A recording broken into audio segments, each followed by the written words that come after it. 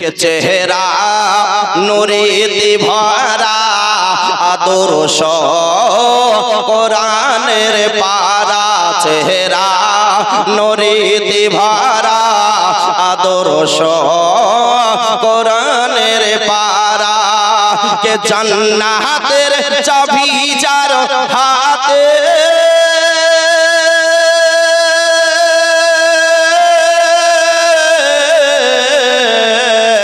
কে জান্নাতের চাবি যার হাতে জান্নাতের চাবি যার হাতে তিনি উম্মতের সাহারা জোরে বলুন সুবহানাল্লাহ কে চেহারা নূরেতে ভরা আদর্শ কোরআন পারা চেহারা নূরেতে ভরা আদর্শ কোরআনের পারা কে জান্নাতের চাবি যার হাতে তিনি উম্মতের সাহারা চেহারা নূরেতে ভরা আদর্শ কোরআন পারা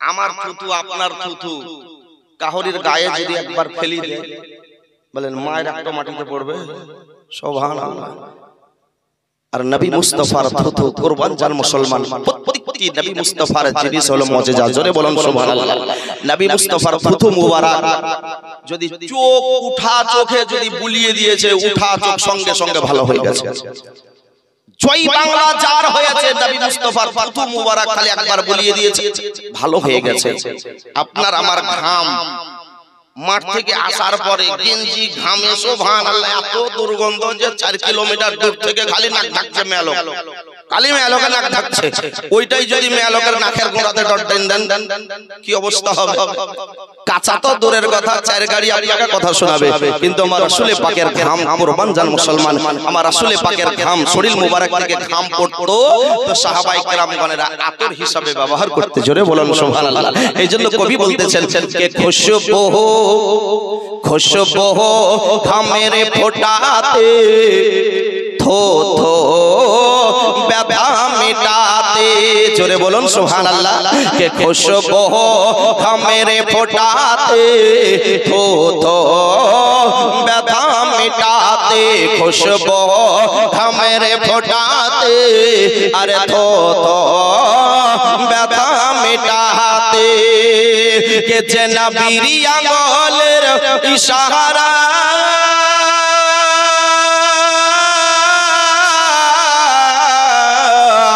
কে যে নবীর আঙ্গুলের ইশারায় আসমানের চাঁদ পারা পারা জোরে বলুন সুবহানাল্লাহ নবীকে সুবহানাল্লাহ পরীক্ষা করার লাগি আবু জেহেল বলেছিল ভাতিজা তুমি যদি সত্যিকারী নবী হও তো তোমাকে নবী বলে মানবো যদি আসমানের চাঁদকে যদি দুই ভাগ করতে পারো আজ পর্যন্ত পৃথিবীর বুকে কেউ করেছে কিন্তু আমার রাসূল পাক বলেছিল চাচা যদি আমি আসমানের চাঁদকে যদি দুই ভাগে বিভক্ত করে দেই তাহলে কি তুমি কলমা পড়বে বলে হ্যাঁ পড়বো আমার রাসূল পাক সাহেবে লাউলাক জনাবে মুহাম্মদুর রাসূলুল্লাহ জোরে বলেন সাল্লাল্লাহু তাআলা আলাইহি ওয়াসাল্লাম আমার মক্কাতুল মুকাররমা থেকে পাহাড়ের চূড়ার উপর থেকে আঙ্গুলকে ইশারা করেছিলেন চন্দ্রের দিকে একবার চন্দ্র আবু জেহেল আমার চাচা আমার পরীক্ষা নিতেছে চন্দ্র তুমি কি শুনতে পাও না চন্দ্রকে জামনি বলা আমার রাসূল পাক সাহেবে লাউলাকের মহব্বতে চন্দ্র দুই ভাগে বিভক্ত হয়ে গেছিল জোরে বলুন সুবহানাল্লাহ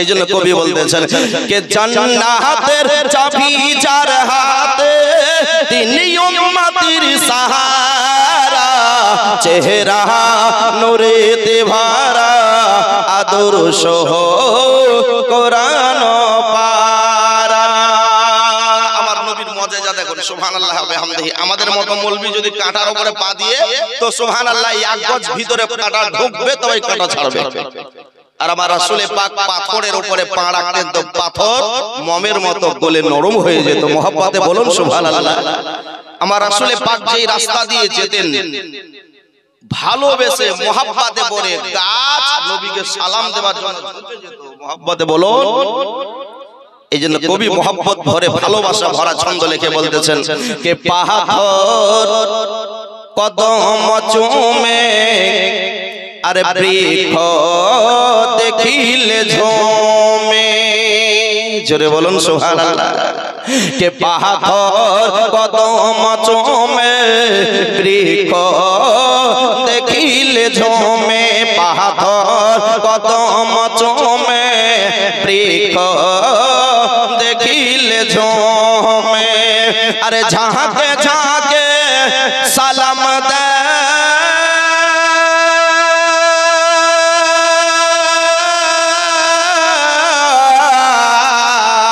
আরে ঝাঁকে ঝাঁকে সালাম দেয় জান্নাতের ফারিস্তারা, চেহারা নূরেতে ভরা আদর্শ কোরআন পারা, চেহারা নূরেতে ভরা আদর্শ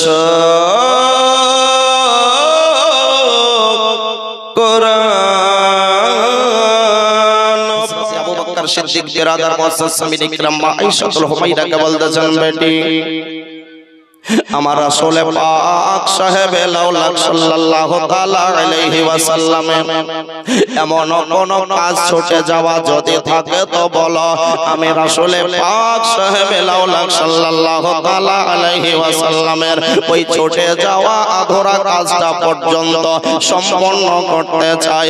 আমার নবী মুস্তাফার কখনো আধরা কাজ আবু বকরের জীবন থাকতে হতে দেব না। ও বেরাদার, আল্লাহর নবী আকা মুস্তাফার বিবি হযরতে উম্মুল মুমিনিন মা আয়েশাতুল হুমায়রা রাদিয়াল্লাহু তাআলা আনহা তিনাকে শোনাচ্ছেন তিনার আব্বা জানকে, বলে আব্বা গো একদিনকার ঘটনা আপনাকে আমি বলাই। বলে আমি নবী মুস্তাফার বর্ধাঙ্গিনী নবী মুস্তাফার বিবি হযরতে আয়েশা মুমিনদের আমি মা, আমার উপরেও আরো নবী মুস্তাফার 10 জন বিবি আছেন, আমাকে নিয়ে নবী মুস্তাফার 11 জন বিবি। বেরাদার, হযরতে আবু বকর সিদ্দিক জানার আগ্রহীতে গিয়েছেন বিশ্বের নবী আকা মুস্তাফা জনাবে মুহাম্মদুর রাসূলুল্লাহ সাল্লাল্লাহু তাআলা আলাইহি ওয়াসাল্লামের আধরা কাজ সম্পূর্ণ করবে বলে, কিন্তু মা আয়েশা রাদিয়াল্লাহু তাআলা আনহা একেবারে কলেজা ফেটে কথা যেন বের হয় না। বেরাদার, তবু বাপ জানতে চাইছে, বলতে হবে নবী মুস্তাফার শেষে ইন্তেকালের পূর্বের ঘটনা। মা আয়েশাতুল হুমায়রা বলতেছেন, আব্বা আমার নবী মসজিদে নববী থেকে জোহরের নামাজ পড়ে আসতেন। আমার নবী জোহরের নামাজ পড়ে আসার পূর্বে আমি বাড়িতে নামাজ পড়া কমপ্লিট করে নিতাম, আর আমার রাসূল পাক সাহেবে লাউলাক সাল্লাল্লাহু তাআলা আলাইহি ওয়াসাল্লামের জন্য দস্তরখান পেড়ে রাখতাম। বলে আব্বা হুজুর, আমার নবী মুস্তাফার জন্য মসজিদ থেকে নামাজ পড়ে আসার পরে পরে আমার রাসূল যেন দস্তরখানে যেন বসে যেতেন, আর আমি খাবার বেড়ে দিতাম। আমি কেন খাবার সাজিয়ে রাখতাম? ও বেরাদার, আমার উম্মুল মুমিনিন মা আয়েশাতুল হুমায়রা মুমিনদের মা বিশ্ব নবী আকা মুস্তাফার জন্য প্রতিদিনকার নাই খাবার বেড়ে দিতেন, দস্তরখান যেন মিশিয়ে দিতেন।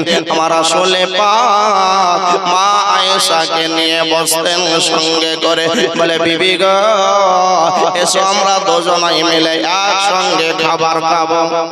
হাদিসে এসেছে বেরাদার, একাই খাবার খাবেন তার বরকত আলাদা। বাড়িতে বিবি বাচ্চাকে নিয়ে যে খাবার খাওয়ার পরে যে আনন্দ উপভোগ করেন, বিবি বাচ্চা একসঙ্গে খান, খাবার খান না, আনন্দ লাগে না একটা? মাঠে যে ভাত কয়টা খান, খালি ভোগ লেগেছে না, লপালপ ভরে লিয়েছে, পেট ভরানি দরকার। আর ওই ভাত কয়টা যদি বাচ্চা এক পাশে থাকে, বিবি থাকে এক পাশে, মা থাকে এক পাশে, বাপ থাকে এক পাশে, মোট কথা ফ্যামিলির সাথে যদি খান, আনন্দ লাগে না? লাগে না? লাগে। মা আয়েশা রাদিয়াল্লাহু তাআলা আনহা বলতেছেন, নবী গো আপনার জন্য আমি খাবার বেড়ে দিলাম, আপনি ভক্ষণ করেন। কিন্তু নবী আমার বলতেন, ওগো আয়েশা আমি তোমাকে ছাড়া খাবার খাবো না। বিবি আয়েশা এসো আমার পাশে বসো, এসো আমার পাশে বসো, আমি তোমাকে দেখবো, তুমি আমাকে দেখবে, তোমার সঙ্গে আমি খাবার খাবো, আমার সঙ্গে তুমি খাবার খাবে। আমার রাসূল পাক সাহেবে লাউলাক সাল্লাল্লাহু তাআলা আলাইহি ওয়াসাল্লাম বলতেন, বিবি আমার সঙ্গে খাও। স্বামী স্ত্রী খাবার যখন খাবে একসঙ্গে, যদি দুজনায় আনন্দ উপভোগ করে, আমার আল্লাহ বলেন ওই স্বামী স্ত্রীর মাঝখানে খাবার খাওয়াতেও আমি রহমত বর্ষণ করি। ওই খাবার খাওয়াতেও আমি রহমত বর্ষণ করি। যেটা আনন্দের খাবার হয়, বাচ্চাকে নিয়ে, মাকে নিয়ে, বিবিকে নিয়ে খেতে বসে আনন্দ হয়, আমার রাসূলুল্লাহ পাক সাহেবে লাউলাক সাল্লাল্লাহু তাআলা আলাইহি ওয়াসাল্লাম আমার বলেন ওই খাবারের ভিতরে আমার আল্লাহ পাক রহমত ও বরকত ঢেলে দেয়। বেরাদার, কিন্তু আমাদের সেই রকম হয় না, আমাদের হয় না। বেরাদার মুআজ্জাজ সামিনে কেরাম, বিশ্ব নবীর ঘটনা মা আয়েশা হুমায়রা তিনার আব্বা জানকে শোনাচ্ছেন। ও বেরাদার মুআজ্জাজ সামিনে কেরাম, মা আয়েশা বলতেছেন, আব্বা গো আমার নবীকে আমি প্রতিদিন কান্নায় খাবার বেড়ে দিতাম, কিন্তু একদিনকার ঘটনা, আব্বা একদিনকার ঘটনা, আমার নবী আকা মুস্তাফা মসজিদে নববী থেকে নামাজ পড়ে তো এলেন, খাবার আমি রেডি করে রেখেছিলাম, আমার নবীর জন্য আমি দাস্তারখান পেড়ে রেখেছিলাম। আব্বা গো আমার নবী মুস্তাফা আমাকে সেই দিন খাবার খাওয়ার জন্য অর্ডার করেনি, আমাকে বসতে বলেনি, বিবি আয়েশা আমার সঙ্গে বসো, এই কথাটাও বলেননি। আমার নবী আকা নবী মুস্তাফা যেন একটা প্লেটে করে খাবার নিলেন। আমার নবী মুস্তাফা একটা প্লেটে করে খাবার নিয়ে যেন দাস্তারখানটা উপরে চাপিয়ে নিলেন, আর নবী মুস্তাফা যেন খাবারটা নিয়ে একেবারে দ্রুত বেগে হাঁটতে আরম্ভ করলেন। শুধু একটাই কথা বললেন, আয়েশা আমি যতক্ষণ পর্যন্ত না আসবো তুমি চিন্তিত হয়ো না, চিন্তা করিও না, আমি ঠিক সময়ে পৌঁছে যাব, আবার এসে তোমার সঙ্গে আমি খাবার ভক্ষণ করব। বলে বিবি আয়েশা আমার জন্য চিন্তিত হতে হবে না, আমার জন্য টেনশন করতে হবে না, আমি ঠিক সময় মোতাবেক পৌঁছে যাব, তোমার সঙ্গে আবার খাবার খাবো। মা আয়েশা হুমায়রা রাদিয়াল্লাহু তাআলা আনহা ওই সময়তে যেন মুখে লাগাম দেওয়ার মতো নবীকে আর কোনো কথা না বলে, উত্তর না দিয়ে সুবহানাল্লাহি ওয়া বিহামদিহি যেন ঘরের কোণায় এসে বসে গেলেন। নবী মুস্তাফার ইন্তজার করতেছিলেন, নবী মুস্তাফার ইন্তজার করতেছিলেন। আব্বা গো এই জিনিসটা আমি দেখতাম, আমার নবী খাবার যেন নিয়ে যেত, কিন্তু আব্বা কোথায় নিয়ে যেত, কোন জায়গা নিয়ে যেত আমি কিছুই বলতে পারবো না। বলে আব্বা কোন জায়গা নবী খাবার নিয়ে যেত, কোথায় নিয়ে যেত আমি কিচ্ছু বলতে পারবো না। বলে বেটি এটাই তো করতো। বলে জি আব্বা হুজুর এটাই করতো। আমার আবু বকর খলিফাতুল মুসলিমিন রাদিয়াল্লাহু তাআলা আনহু বললেন, বেটি রে আর কাল বিলম্ব না করে, আর দেরি না করে, তাড়াতাড়ি এক থালা খাবার আমাকেও দিয়ে দাও। জোরে কোন সুবহানাল্লাহ। হযরতে আবু বকর সিদ্দিক রাদিয়াল্লাহু তাআলা আনহু বলেন, বেটি গো এক থালা খাবার আমাকেও দিয়ে দাও, আর দেরি না করে এক থালা খাবার আমাকেও দিয়ে দাও। এই জায়গাতে একটা মশলা হাল করলেন, কোন অসহায় ব্যক্তিকে যদি এক থালা খাবার দান করেন, এক থালা খাবার দান করেন, কোন ভোখা ব্যক্তি ক্ষুধার্ত ব্যক্তি যদি এক থালা খাবার পায়, ও লোকমাতে যতটা দানা খাবে আল্লাহ ততটা রহমত আপনার বাড়িতে বর্ষণ করবে। ওই বান্দার দিল থেকে যদি দোয়া বেরিয়ে যায়, আল্লাহর নবী আকা মুস্তাফা সাল্লাল্লাহু তাআলা আলাইহি ওয়াসাল্লাম আমার বলেছেন, কোন অসহায় ব্যক্তি কাউরির নামে যদি দোয়া করে আর জবান থেকে দোয়া বের হয় না, বরং বের হয় কোথায়? অন্তর থেকে। একটা বিপদগ্রস্ত লোককে যদি আপনি উপকার করেন, আর মুখ থেকে দোয়া না বের হলেও অন্তর থেকে দোয়া বের হয়।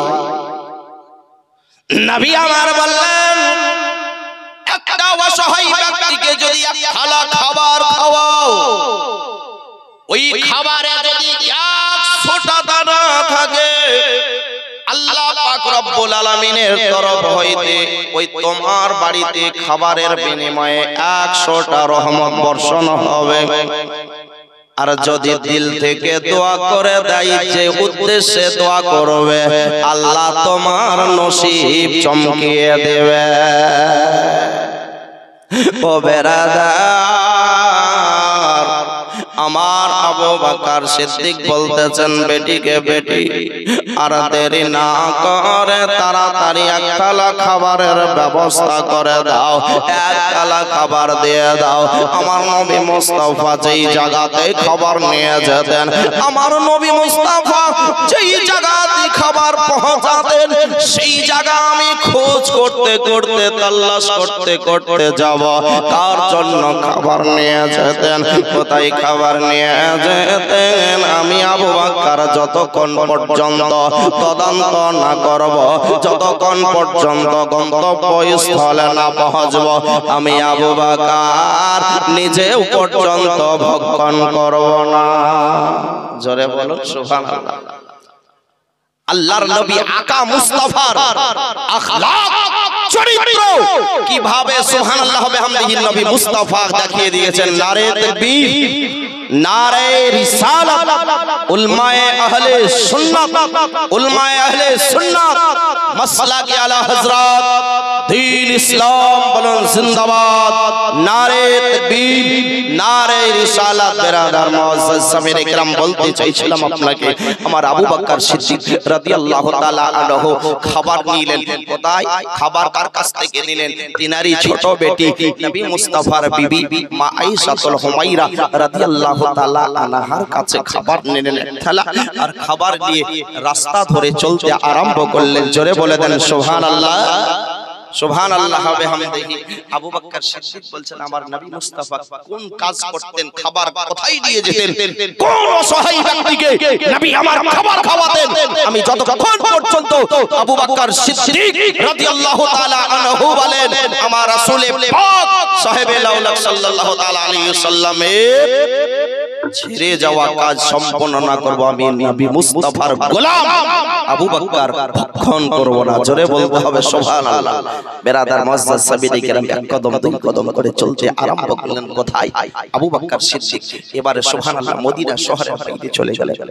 কোথায়? মদিনা শহরের বাইরে চলে গেলেন, গ্রাম পেরিয়ে গেল, সুবহানাল্লাহ বিহামদিহি ময়দান চলে এলো, পাহাড়ের চূড়ায় সুবহানাল্লাহ বিহামদিহি দেখছেন একটা ঝোপড়ি, রাস্তা দিয়ে মাঝে মধ্যে লোক যায়, মাঝে মধ্যে লোক যায়, কত যাতায়াত নাই, কিন্তু লোক মাঝে মধ্যে যায়। ওই সময়তেই একটা লোক রাস্তাতে দেখা হলো। দেখা হওয়ার পরে আবু বকর সিদ্দিক বলছে, হে ভাই, আজকে কি কয়েকদিন পূর্বে আমার রাসূল পাককে খাবার হাতে করে নিয়ে আসতে কি কোনোদিন তোমার নজরে পড়েনি? বলে, হ্যাঁ, মাঝে মধ্যে দেখতাম আমার নবী রাস্তা দিয়ে যেতেন, খাবার নিয়ে যেতেন। ওই পাহাড়ের চূড়ার নিচে একটা যে ঝোপড়ি আছে, ওই ঝোপড়িতে নবী মুস্তাফা আমার কিছু সময় কাটাতেন, আবার খালি থালা নিয়ে আবার বাড়ি যেতেন। জোরে বলুন সুবহানাল্লাহ, মহব্বতে বলুন সুবহানাল্লাহ। বেরাদার মুআজ্জাজ সামিরি কেরাম, হযরত আবু বকর সিদ্দিকের ঈমান বলতেছে, নবীর আমার গন্তব্যস্থল পেয়ে গেছি, নবীর আমার মাকসাদ পূর্ণ হবে। এবার মনে হচ্ছে আবু বকর সিদ্দিকের সুবহানাল্লাহ বিহামদিহি আখলাক অবাক চরিত্র দেখুন নবী মুস্তাফা কিভাবে চরিত্র সুবহানাল্লাহ বিহামদি দুনিয়াতে দেখিয়ে গেছেন। নবী মুস্তাফার চরিত্রকে ফলো করে আবু বকর সিদ্দিক সেইভাবে চলে নিজের জীবনটাকে ধন্য করে নিয়েছে। নবী মুস্তাফার প্রত্যেকটি কদমে কদমে চলার কারণে আমার রাসূল পাক সাহেবে লাউলা সাল্লাল্লাহু তাআলা আলাইহি ওয়াসাল্লাম আবু বকর সিদ্দিককে সিদ্দিকে আকবর টাইটেল দিয়েছে, খলিফাতুল মুসলিমিন করেছে, জান্নাত প্রাপ্ত সাহাবী রাসূল করেছেন। ও জান্নাত প্রাপ্ত সাহাবী রাসূল আজকে মদিনার বাইরে, আজকে গ্রামের বাইরে একলা খাবার দিয়ে নবী মুস্তাফার সেই ছুটে যাওয়া কাজটা পালন করতে চলেছে। বিরাদার মাসাজ সাবিরে কিরাম এক কদম দুই কদম করতে করতে পাহাড়ে চূড়াতে যেমন উঠলেন, দেখছেন একটা নিচে একটা ঝোপড়ি রাখা আছে, ঝোপড়ি যেটাকে আমরা কুড়িয়া বলি, কুড়িয়া, ওই ঝোপড়ি রাখা আছে। ঝোপড়ির ভিতরে একটা অসহায় বৃদ্ধ কুষ্ঠব্যাধি লোক বিছানায় পড়ে পড়ে শুধুমাত্র আল্লাহ আল্লাহ আল্লাহ আল্লাহ বাঁচাও এইরকম শব্দ করতেছে।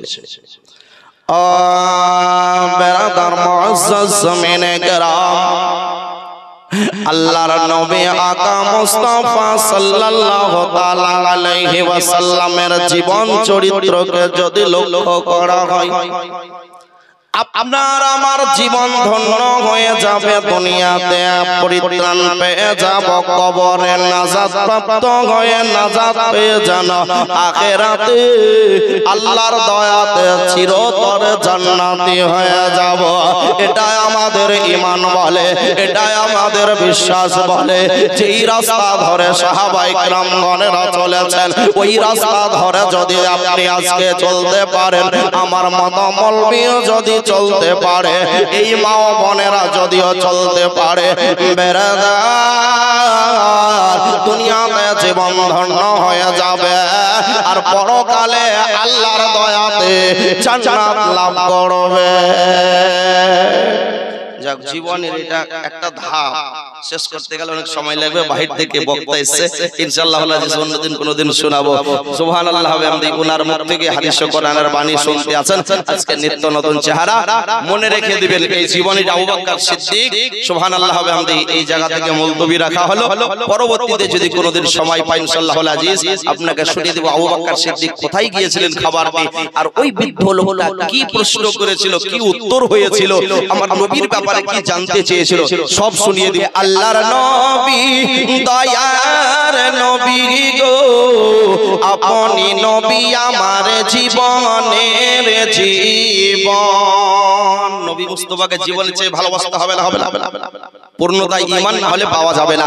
এইজন্য কবি বলতেছেন, শুধু সরকারে শুনে নেন, দয়ার নবী মায়ার নবী গো, আপনি নবী আমার জীবনের জীবন। দয়ার নবী মায়ার নবী গো, ও নবী আপনি নবী আমার জীবনের জীবন। কে আপনি নবী নূরের ছবি, অন্ধকারে কবরের বাতি, আপনি নবী আমার নির্দোষী আর ধন। জোরে বলতে হবে সুবহানাল্লাহ। কবরের সাথে আপনার আব্বা লয়, আমার মতো মৌলবি লয়, কবরে পাহারাদার হয়ে কে দাঁড়াবে, কবরে আপনার সঙ্গে সুবহানাল্লাহ কে সহযোগী হয়ে দাঁড়াবে, তিনি হলেন আমার রাসূলুল্লাহ। জোরে বলুন সুবহানাল্লাহ। ওই কবর অন্ধকার কবরে আমার মতো মৌলবি যাবে না। যে মৌলবিকে প্রতিদিন দিনে দুটো করে ডিম খাওয়াচ্ছেন, খালি শুধু জানাজা পড়ে পালিয়েছে, একদিনও কবরের ভিতরে ঢুকবে না। ঢুকবে? আমার মতো মৌলবি চারটা করে যদি ডিম খায় পালির বাড়িতে, তাও ঢুকবে না। মা সেও ঢুকবে না, বাপ সেও ঢুকবে না, ঢুকবে যিনি তিনি হলেন আমার মুহাম্মাদুর রাসূলুল্লাহ। জোরে বলুন সাল্লাল্লাহু তাআলা আলাইহি ওয়াসাল্লাম। এই জন্য কবি বলতেছেন, বাপজিরা কে আপনি নবী নূরের নবী, অন্ধকারে কবরের বাতি, আপনি নবী আমার নির্দোষী আর ধন। কে রহমাতাল লিল আলামিন, আপনি উম্মতের জামিন, গুনেহগার উম্মতের আপন। দয়ার নবী মায়ার নবী গো, আপনি নবী আমার জীবনের জীবন। শেষ ছন্দ, দ্বিতীয় ছন্দ এটাই শেষ। কে দেখিয়া আপনার মুজিজা ভাগবতী মা খাদিজা, জোরে বলুন সুবহানাল্লাহ। কে দেখিয়া আপনার মুজিজা ভাগবতী মা খাদিজা, আর সপিয়া দিল জীবন আর যৌবন। মা খাদিজা যত মাল ধন সম্পদ ছিল মক্কা নগরে মা খাদিজার মতন বড় লোক গৃহস্থ আর কেউ ছিল না। নবীর মোহাব্বতে সব নবীর কদম মোবারকে আল্লাহ রাস্তায় খরচ করে দিয়েছিলেন। এই জন্য কবি বলতেছেন কে মাল দাউলাত, কে মাল দাউলাত যা ছিল চরণে সবই সপিয়া দিল, আপনারে বানাইল দয়ার নবী ও মায়ার নবী গো, আপনি নবী